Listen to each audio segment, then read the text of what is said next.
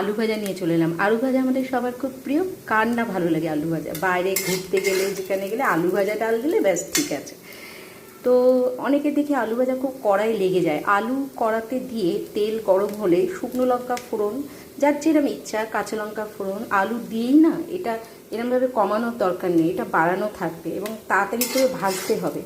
ভাজলে কি হবে, আলুটা আর কড়াই লেগে যাবে না। যখন অনেকটা ভাজা হয়ে যাবে তখন এটা কমিয়ে দেওয়া, ব্যাস হয়ে গেল সুন্দর করে আলু ভাজা।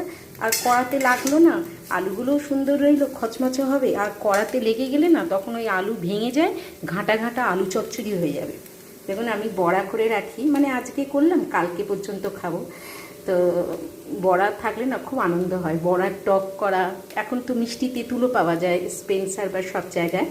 তো বড়া দিয়ে টক, এই যে আজকে আমি বড়াটা ফ্রিজ থেকে বার করেছিলাম, করে এই আলুর সাথে করে নিলাম। এখন আলুর সাথেই ভেজে নেব, গরম গরম গরম হয়ে যাবে আর খেতেও খুব ভালো লাগবে, তাই না? কেমন লাগলো বন্ধুরা? সবার দিন ভালো কাটুক।